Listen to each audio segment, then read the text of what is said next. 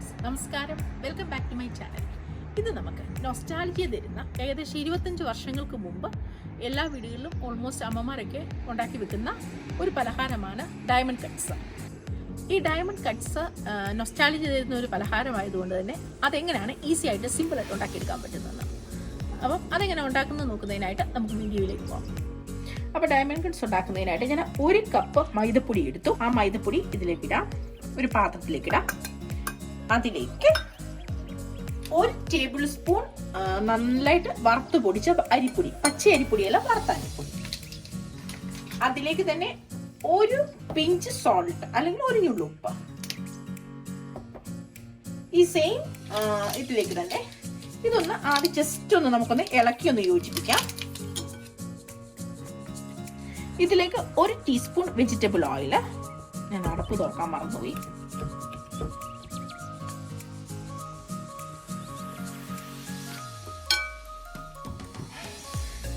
ഇത് നമുക്ക് അല്പം വെള്ളം ചേർത്ത് നന്നായി ചപ്പാത്തി മാവ് കുഴച്ചെടുക്കുന്നത് പോലെ കുഴച്ചെടുക്കാമേ. ആദ്യം ഇതൊന്ന് എണ്ണയും ഉപ്പും എല്ലാം ഒന്ന് എല്ലാ സ്ഥലത്തും ഒന്ന് പൊടികളുടെ എല്ലായിടത്തും ഒന്നാകട്ടെ. അരിപ്പൊടിയും മൈദപ്പൊടിയും എല്ലാം കൂടെ ഒന്ന് മിക്സ് ആകട്ടെ. ഇതിലേക്ക് അല്പം വെള്ളം ഒഴിച്ചൊഴിച്ച് നമുക്കിത് കുഴച്ചെടുക്കാം. മൈദപ്പൊടി ആയതുകൊണ്ട് തന്നെ ഇത് കുഴച്ചെടുക്കാൻ ഒരു ഇച്ചിരി പാടാണ്, എങ്കിലും അത് കുഴച്ചെടുക്കാം. ഈ ചപ്പാത്തി മാവ് നമുക്കിനി കൗണ്ടർ ടോപ്സിന്റെ പുറത്തിട്ട് നന്നായിട്ട് ഇതൊന്ന് കുഴച്ച് നയപ്പെടുത്തിയെടുക്കണം. നല്ല നയന്ന് വരണം, നമുക്ക് പരത്തിയെടുക്കാം നല്ല പരുവത്തിനാക്കി.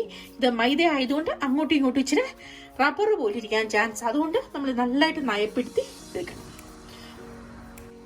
ഇപ്പം ഞാൻ ഡൗ നന്നായിട്ട് കുഴച്ച് നയപ്പെടുത്തി എടുത്തിട്ടുണ്ട്. ഇതൊരു 10 മിനിറ്റ് നേരം ഒരു പാത്രത്തിലേക്ക് വെച്ചിരുന്നിട്ട് പുറത്ത് ഒരു പേപ്പറോ അല്ലെങ്കിൽ ഒരു പാത്രത്തിന്റെ അടപ്പോ വെച്ച് അടച്ച് ഇതൊരു 10 മിനിറ്റ് ഇരിക്കട്ടെ, ഒന്ന് കുതിരാൻ വേണ്ടിയിട്ട്. ഈ സമയത്തേക്ക് 1 ടേബിൾ സ്പൂൺ പഞ്ചസാര, 1 ഏലക്കായ കൂടിയിട്ട് നല്ലതായിട്ട് പൊടിച്ചെടുക്കുക ഒരു മിക്സിയുടെ ജാറിൽ. നമ്മൾ ഇതിന് ഡയമണ്ട് കട്ട്സിന് ഒരിക്കലും പഞ്ചസാര വിളയിച്ച് ചേർക്കുന്നില്ല, പകരം പഞ്ചസാര അത് ഞാൻ കാണിച്ചു തരാം എങ്ങനെയാണ് ചെയ്യുന്നത്. നമുക്ക് വിളയിച്ച് ചേർക്കണ്ട, അപ്പം അതിൻ്റെ ക്രിസ്പിനെസ് ഒട്ടും പോകത്തില്ല. അപ്പം അതിന് വേണ്ടിയിട്ടാണ്. അപ്പം ഞാനിത് 1 ടേബിൾ സ്പൂൺ പഞ്ചസാര 1 ഏലക്കായിട്ട് നന്നായിട്ട് പൊടിച്ചെടുത്തതാണ്. നമുക്ക് ഈ ഡൗ ഇപ്പം നല്ല സോഫ്റ്റ് ആയിട്ട് വന്നിട്ടുണ്ട് കണ്ടോ. ഇത് ഒന്നുകൂടെ ഒന്ന് ചെറുതായിട്ടൊന്ന് നയപ്പെടുത്തിയിട്ട് നമുക്ക് ചെറിയ ഉരുളകളാക്കിയിട്ട് ഇത് പരത്തി കട്ട് ചെയ്തെടുക്കാം. ഒരു ഉരുളയായിട്ട് എടുത്തിട്ട് നന്നായിട്ട് ഉരുട്ടുക. ഇതങ്ങ് മാറ്റാം. എന്നിട്ട് നമുക്ക് ചപ്പാത്തി തടിയുടെ പുറത്തേക്ക് അല്പം പൊടി ഡസ്റ്റ് ചെയ്തിട്ട് അതിന് പുറത്ത് വെച്ച് നമുക്കിത് പരത്താം. നല്ല നൈസായിട്ട് പരത്തിയെടുക്കണം. അതുപോലെ എന്നാലും നമ്മൾ ഉണ്ടാക്കുന്ന ഡയമണ്ട് കട്ട്സ് റെഡി ആയിട്ട് കറക്റ്റായിട്ട് വരത്തുള്ളൂ.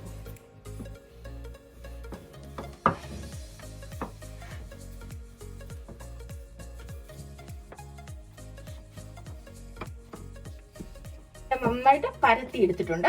മാക്സിമം തിന്നായിട്ട് പരത്താമോ അത്രയും തിന്നായിട്ട് പരത്തും. പക്ഷെ ഡസ്റ്റ് ചെയ്യാൻ വിട്ടുപോകല്ലേ. ഡസ്റ്റ് ചെയ്യാൻ വിട്ടുപോയാൽ പിന്നെ നമുക്കത് എടുക്കാൻ ഭയങ്കര ബുദ്ധിമുട്ടായിരിക്കും. നമുക്കത് ഒരു കട്ടിങ് ചെയ്ത ബ്ലേഡ് വെച്ചോ പിച്ചാത്തി വെച്ചോ എങ്ങനെയാണെന്ന് വെച്ചാൽ അവരോട് ഇഷ്ടത്തിന് ഇതൊന്ന് കട്ട് ചെയ്തെടുക്കാം. അതിന് നമുക്ക് ഡയമണ്ട് ഷേപ്പ് കൊടുക്കണമല്ലോ, അതിന് വേണ്ടിയിട്ട്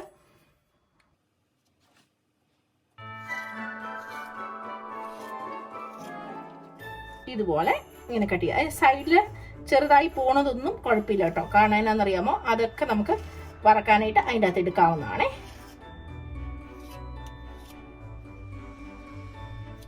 ഇതെല്ലാം ഞാൻ കട്ട് ചെയ്തെടുത്തു. ഈ കട്ട് ചെയ്തെടുത്തതെല്ലാം നമുക്ക് ഒരു പ്ലേറ്റിലേക്ക് എടുത്ത് വെക്കാം.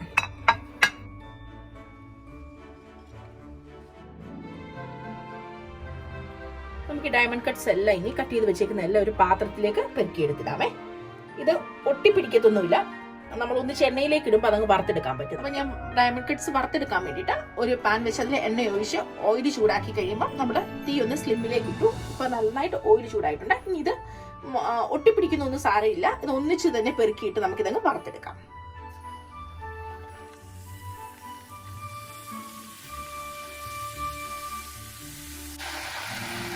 ഇത് ലോ ഫ്ലെയിമിൽ വെച്ച് തന്നെ വേണം ഇത് വറുത്തെടുക്കാനായിട്ട്. കാരണം വേറെ ഒന്നും കൊണ്ടല്ല, ഹൈ ഫ്ലെയിമിലായാൽ ഇത് പെട്ടെന്ന് നമുക്ക് മൂത്ത് പോവും. കാരണം മൈദ മാവല്ലേ. മൂത്ത് പോയാൽ പിന്നെ അതിൻ്റെ ആ ക്രിസ്പി ഫീലിംഗ് കിട്ടത്തില്ല. അതുകൊണ്ടാണ് അകം ക്രിസ്പി ആയിട്ട് ഇത് ഇരിക്കുന്നതിനനുസരിച്ച് നല്ല ക്രിസ്പി ആയിട്ട് വരണം. അതിന് വേണ്ടിയിട്ടാണ് നമ്മൾ അതിൻ്റെ അകത്ത് 1 ടേബിൾ സ്പൂൺ അരിപ്പൊടി ചേർത്തതും അതുപോലെ തന്നെ ഇത് ഇങ്ങനെ ഇത് ചെയ്തെടുത്തതും നല്ല ക്രിസ്പി ആയിട്ട് വരാൻ വേണ്ടി അവിടെ സ്ലിമ്മിലിട്ടിട്ട് നമുക്കിത് നന്നായിട്ട് സ്ലിമ്മിലിട്ട് ഇത് വറുത്ത് കോരിയെടുക്കാം. ഇപ്പം ഇത് കേട്ടോ, ഇതാണ് ഇതിൻ്റെ ഡയമണ്ട് കട്ട്സിൻ്റെ മൂപ്പ് പരുവം. ഇതിപ്പോൾ നന്നായിട്ട് മൂത്ത് വന്നിട്ടുണ്ട്. നമുക്കിത് എണ്ണയിൽ നിന്ന് എടുക്കാമേ.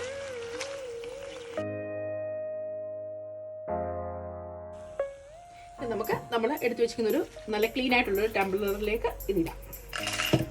ഇതിൻ്റെ പുറത്തോട്ട് ഇതിൻ്റെ ചൂട് പോകുന്നതിന് മുമ്പ് തന്നെ നമ്മൾ നേരത്തെ പൊടിച്ചു വെച്ചിരുന്ന പഞ്ചസാരയും ഏലക്കായോട് പൊടിച്ചുവിടുക. ഏലക്കായുടെ ഫ്ലേവർ ഇഷ്ടമുള്ളവർ ഏലക്കായോട് പൊടിച്ചു വെച്ചത് ഇട്ടിട്ട് ഇങ്ങനെ ഒന്ന് ഇളക്കി വിടുക. അപ്പോൾ എന്താണ്, ഈ ഡയമണ്ട് കട്ട്സിൽ മൊത്തം പഞ്ചസാര അങ്ങ് പിടിക്കും. നമ്മളിപ്പം പകരം വേറെ പഞ്ചസാര വെറുതെ ഇത് ചെയ്ത് ചേർക്കേണ്ട ആവശ്യമില്ല. പഞ്ചസാര വിളയിച്ച് ചേർക്കേണ്ട ആവശ്യമില്ല കേട്ടോ. ഇതുപോലെ തന്നെ നമുക്ക് ബാക്കിയുടെ വറുത്തെടുക്കാമേ. ഈ ചെറിയ പീസസ് പോലും ഷേപ്പ് ശരിയായില്ല എന്ന് ഓർത്തുകൊണ്ട് ഇടാതിരിക്കണ്ട. എല്ലാം തന്നെ ഇട്ടങ്ങ് വറക്കണം. എൻ്റെ മമ്മിയൊക്കെ അങ്ങനെ എല്ലാ ഷേപ്സും ഇട്ടങ്ങ് വറക്കും.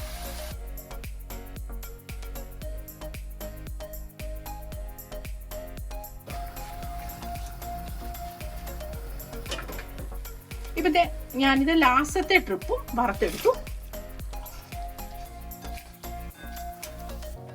ഇത് രണ്ടാമതും മൂന്നാമതും വറുത്ത് കൊഴുമ്പത്തേന് എണ്ണ നല്ല ചൂടായിട്ട് നിൽക്കും.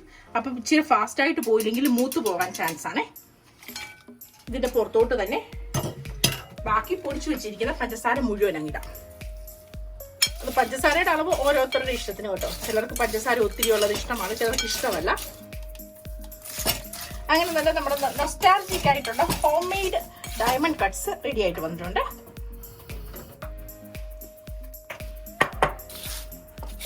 കണ്ടോ, ഡയമണ്ട് കട്ട്സ് റെഡി ആയിട്ട് വന്നിട്ടുണ്ട്. ഇത് നമുക്ക് കണ്ടോ, ഇത് നന്നായിട്ട് തണുത്ത് കഴിയുമ്പോഴത്തേക്കിന് ഈ പഞ്ചസാര കണ്ടോ ഞാൻ വിളയിച്ചൊന്നും ചേർക്കാത്തത് കൊണ്ട് തന്നെ ഇതിന്റെ ക്രിസ്പിനെസ് ഒട്ടും പോകത്തുമില്ല. നല്ല ക്രിസ്പി ആയിട്ട് നല്ല കട്ടിക്കിരിക്കുകയും ചെയ്ത് തണുക്കുന്നതിനനുസരിച്ച് ഇത് കട്ടിയായിട്ട് വരും.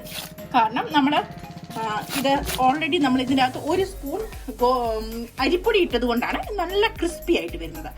ഇതിന് നമുക്ക് നന്നായി തണുത്ത് കഴിയുമ്പം ഇതുപോലെ നല്ല പൊട്ടുന്ന ഒരു കുപ്പിക്കകത്ത് ഇട്ട് എയർ കയറാതെ അടച്ചു സൂക്ഷിക്കാം. പക്ഷെ ഓർക്ക് നന്നായി തണുത്തതിന് ശേഷം മാത്രമേ ചെയ്യാവുള്ളൂ. പിന്നെ ഈസി ആയിട്ടും നൊസ്റ്റാൾജിക്കും ആയിട്ടുള്ള ഡയമണ്ട് കട്ട്സ് റെഡി ആയിട്ട് വന്നിട്ടുണ്ട്. ഇതൊക്കെ ഞങ്ങളുടെയൊക്കെ കൊച്ചു കാലങ്ങളിൽ ഇത് സ്കൂളിൽ നിന്ന് വരുമ്പോൾ കഴിക്കുന്ന ഒരു ചായയുടെ കൂടെ കഴിക്കുന്ന ഒരു പലഹാരമായിരുന്നു. നൊസ്റ്റാൾജി നിറഞ്ഞ ഈ ഡയമണ്ട് കട്ട്സ് എല്ലാവരും ഒന്ന് ട്രൈ ചെയ്യാൻ ശ്രമിക്കണേ.